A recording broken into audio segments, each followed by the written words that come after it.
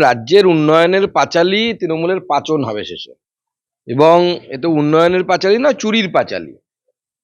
উন্নয়ন কোথায় হয়েছে এই রাজ্যে? উন্নয়ন যদি হতো তাহলে আজকে কি পরিযায়ী শ্রমিকদেরকে নিয়ে অভিষেক বন্দ্যোপাধ্যায়কে এই নাটক করতে হতো, ভাত খাওয়ার নাটক করতে হতো মাটির থালাতে ছোট্ট অল্প একটু ভাত নিয়ে? অভিষেক বন্দ্যোপাধ্যায়কে নাটকটা করতে হচ্ছে কেন? করতে হচ্ছে এই কারণে, কারণ উন্নয়ন হয়নি। 60 লক্ষ 70 লক্ষ মানুষ আমাদের এই রাজ্য থেকে অন্য রাজ্যে কাজ করতে যাচ্ছে, কেউ আনন্দে তো যাচ্ছে না, বাধ্য হচ্ছেন তাই যাচ্ছেন। তার মধ্যে সংখ্যালঘু সম্প্রদায়ের, অর্থাৎ মুসলিম সম্প্রদায়, সংখ্যালঘু বললে মিসলিড হবে, মুসলিম সম্প্রদায়ের মানুষের সংখ্যা অনেক সিগনিফিক্যান্ট অ্যামাউন্ট। আমরা নাটক করি না। আপনি আমাদের কেন্দ্রীয় নেতৃত্বে খাওয়ার থালাটা দেখবেন, একজন মানুষ কি পরিমাণ খাবার খায় তার তো একটা অ্যামাউন্ট আছে। আর অভিষেক বন্দ্যোপাধ্যায় খাওয়ার থালার ছবিটা দেখবেন, তাহলেই বুঝতে পারবেন দুটোর মধ্যে স্পষ্ট পার্থক্য। আমরাও তো গিয়ে খাই, নাটক করি নাকি? উনি যাবেন, খাবেন, সমস্ত কিছু করবেন, আমরাও করবো, কিন্তু ন্যাচারাল। নাটক না ম্যাডাম। নাটক করে কি হবে? লোকের বাড়িতে গিয়ে আমি এইটুকু ভাত নিলাম, একটু পাশে একটু এইটুকু নিলাম, তার আগে আমার সিকিউরিটি 10 বার চেক করে দেখলো, এই নাটক করলে কি আছে? আমার কাছে সবই খবর এসছে, আমার জেলা থেকে গিয়ে উনি করবেন আর খবর আসবে না তা তো হবে না। প্রথম কথা হচ্ছে, শুভেন্দুবাবু যেটা বলেছেন সেটা আমরা সবাই শুনেছি। উনি কি বলেছেন, পলিটিক্যাল মঞ্চ থেকে বলা একটা বিষয়, এটাকে নিয়ে মামলা কেউ করতেই পারে, সেটা হচ্ছে কোর্টে গিয়ে আমার সম্মানহানি হয়েছে এই মামলা কেউ করতে পারে, কিন্তু পুলিশের কাছে এই এফআইআর কেন করা হলো, তার উদ্দেশ্য কি বোঝা যাচ্ছে। এবং যেহেতু একসময় যে ব্যক্তি সম্পর্কে বলা হয়েছে সেই ব্যক্তি মালদা সহ এই বিস্তীর্ণ এলাকায় ডিআইজি ছিলেন, আমার মনে হচ্ছে তার পুরনো পদের তিনি অপব্যবহার করছেন। তলে তলে কেউ বন্ধুত্ব করলেও আমরা বন্ধুত্ব করি না, আমরা যা করি সামনাসামনি করি। আমাদের ভারতবর্ষে বিভিন্ন জায়গায় এনডিএ গভর্নমেন্ট আছে, আপনারা জানেন, তলে তলে বন্ধুত্বের ব্যাপার নেই।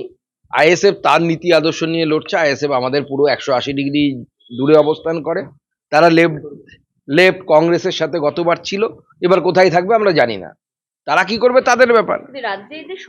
আর ভাঙনের মতো জায়গায় যদি আইএসএফ দাঁড়িয়ে ভোট পায়, তাতে বিজেপির লাভ কি? বিজেপির কি কোনো পলিটিক্যাল লাভ আছে? কোনো পলিটিক্যাল লাভ নেই। সংখ্যালঘুদের ভোট ভাগ হলে তো আপনাদের লাভ হবে। না, কোথায় ভাগ হচ্ছে? আইএসএফ এর সেই ক্ষমতা আছে কি? সেই ক্ষমতা আমরা তো দেখতে পাইনি এখনো পর্যন্ত।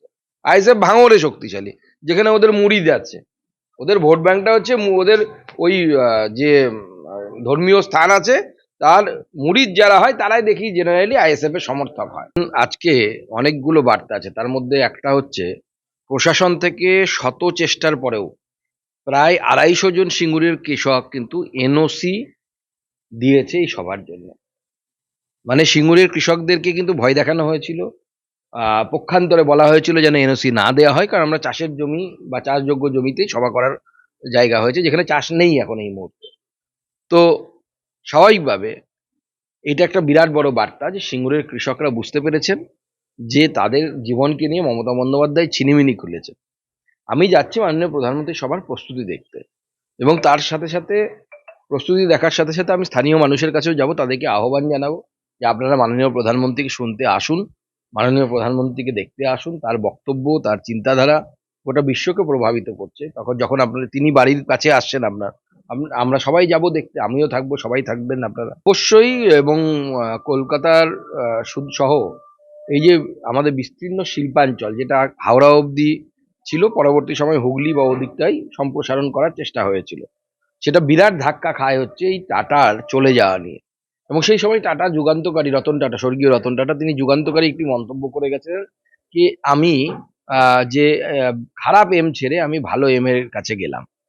এটা কিন্তু যুগান্তকারী মন্তব্য। এবং আমরা বলছি বিজেপি সরকার এলে, 26-এ যে বিজেপি সরকার আসবে, সেই সরকার সিঙ্গুরে শিল্পায়নের জন্য এগোবে, ওই জমিতেই আমরা কারখানা তৈরি করবো কৃষকদের সহমত নিয়ে দিয়েছে। সেটা নিশ্চয়ই পশ্চিমবঙ্গের আইনমন্ত্রী মানবেন, কারণ গতদিন আমরা দেখেছি আইনমন্ত্রী ওখানে বসে সবাইকে প্রভোগ করছিলেন যে চিৎকার চেঁচামেচি করো।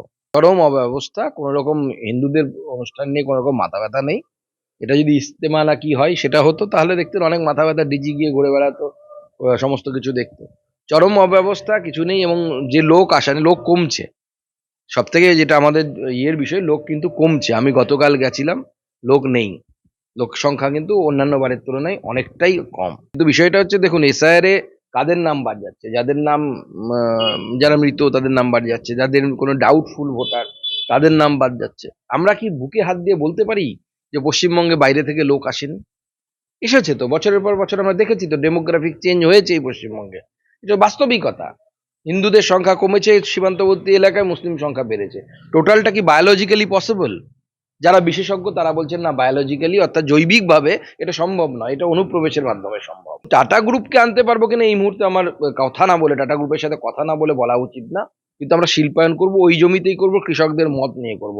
কৃষকরা যদি বলে যে হ্যাঁ ওই জমি আমরা দিতে রাজি আছি, আমি যতদূর জেনেছি এখন তারা রাজি আছেন, যদি তারা রাজি থাকেন ওই জমিতেই শিল্প হবে, আমরা শিল্প আনবো। আমাদের সেই ক্ষমতা আছে, আমাদের সেই যোগাযোগ আছে, আমাদের প্রতি সেই বিশ্বাস শিল্পপতিদের আছে বা লগ্নিকারীদের আছে, এবং সেই শিল্পের মধ্যে শিল্প যারা স্থাপন করবে তাদের মধ্যে টাটাও হতে পারে। আপনারা দেখুন, আমাদের কেন্দ্রীয় নেতৃত্বের বিষয়টাই আপনাদেরকে বুঝতে হবে। তখন আমরা এখানে এনডিএ ছিলাম, তো এনডিএ এর নেত্রী ছিলেন হচ্ছে মমতা বন্দ্যোপাধ্যায়। তো মমতা বন্দ্যোপাধ্যায় একটা সিদ্ধান্ত নিয়েছেন, আমাদের সেই সিদ্ধান্ত অনুসারে আমাদের পাশে দাঁড়াতে হয়েছিল।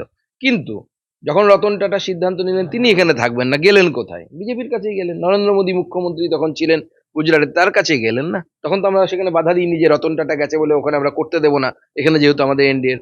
আমরা দেখেছি যে রতন টাটা ওখানে গিয়ে ন্যানো কারখানা করলে পরে গুজরাটের উন্নতি হবে। আমাদের সব রাজ্যগুলো এইভাবে শিল্পায়নের পথে এগোচ্ছে। আমাদের আহ, যে যে আমাদের উত্তরপ্রদেশে সন্ধেবেলা মেয়েরা বেরোতে ভয় পেত আমাদের সরকার আসার আগে, সমাজবাদী পার্টির সরকার এমন অবস্থা করে দিয়েছিল। সেখানে ভাবতে পারেন সেই উত্তরপ্রদেশের ডিফেন্স করিডোর হচ্ছে। আর আমরা যারা বাঙালি, যাদের বুদ্ধি এত বেশি, যাদের ইন্টেলেকচুয়ালিজম নিয়ে অনেক কথা হয়, আমাদের ভালো ভালো ছেলেমেয়েরা যাদবপুর, শিবপুর, আইআইটি থেকে বেরোচ্ছে, তারা কোথায় যাচ্ছে? সেই উত্তরপ্রদেশে গিয়ে তাদেরকে কাজ করতে হচ্ছে, সেই তামিলনাড়ুতে গিয়ে কাজ করতে হচ্ছে। তো মমতা বন্দ্যোপাধ্যায় কিন্তু এটা কেন উনি এটার সমালোচনা করছেন বুঝতে পারছি না। তো ভোট এলে তো মমতা বন্দ্যোপাধ্যায় তো গোয়াতে যান বা গিয়েছিলেন, আমাদের ত্রিপুরাতে গিয়েছিলেন, আসামে গিয়েছিলেন। তো সেখানে কেন যান তারা? রাজনীতির লোক তারা তো রাজনীতিক প্রচারে আসবে, এটা অত্যন্ত স্বাভাবিক। বাংলার মানুষের জন্য নরেন্দ্র মোদী যা যা করেছেন সবটা তো দিদি নিজের বলে চালায়। সে 102 অ্যাম্বুলেন্স থেকে শুরু করে সবকিছু তো কেন্দ্রের টাকা। এই যে পাড়ায় সমাধান হচ্ছে, 15 ফিনান্সের টাকা। মমতা বন্দ্যোপাধ্যায় দম থাকলে বলুন কি 15 ফিনান্সের টাকা আমরা নিইনি? সব তো 15 ফিনান্সের টাকায় হচ্ছে, কেন্দ্র সরকারের পাঠানো টাকা। সে তো নির্বাচন কমিশনের বিষয়, তারা কতদিন সেটাকে লিঙ্গার করবে, প্রয়োজনে তারা এক্সটেনশন করতে পারে। যতদূর জানি আজকে ফর্ম 7 যে জমা দেওয়ার শেষ দিন আজকে সম্ভবত। তো নোটিশ যদি যায় তো এটাকে তো এক্সটেন্ড করা উচিত, তাহলে না হলে তো সম্ভব হবে না। এসডিওদেরকে ইনস্ট্রাকশন গেছে মমতা বন্দ্যোপাধ্যায়ের তরফ থেকে যে ফর্ম 7 জমা নেবেন না আপনারা। যদিও নির্বাচন কমিশনের নিয়ম বলছে যে একজন ব্যক্তি 30টি এই ধরনের কমপ্লেন করতে পারেন, তারা অভিযোগ করতে পারেন, কিন্তু এখানে নিচ্ছে না। তো নির্বাচন কমিশনকে আমরা জানাবো, আমাদের এসআইআর এ যারা দায়িত্বপ্রাপ্ত আছেন তারা নির্বাচন কমিশনকে জানাবেন, এবং জানিয়ে এর অল্টারনেটিভ ব্যবস্থা করতে হবে। হয়তো কোনো ফোন নাম্বার দিতে পারেন, কোনো ইমেল আইডি দিতে পারেন, সেখানে আমরা পাঠাবো। কার ল অনুসারে দেব নোটিশ পাবে না। দেব পশ্চিমবঙ্গের বাসিন্দা ছিল না, দেবের বাবা মুম্বাইয়ে কাজ করতো, তার ভোটার লিস্টে মুম্বাইয়ে নাম ছিল। দেব তো 2010-এ এসছে এই রাজ্যে, ভোটার লিস্টে নাম এসছে তার। তার কাছে নোটিশ কেন যাবে না? তাকে শুধু ডকুমেন্টটা দিয়ে দেখাতে হবে। যেভাবে সম্ভব ফিজিক্যালি গিয়ে যদি সম্ভব হয় কারো মাধ্যমে পাঠাতে পারেন, সেই বিষয়ে ব্যবস্থাও আছে।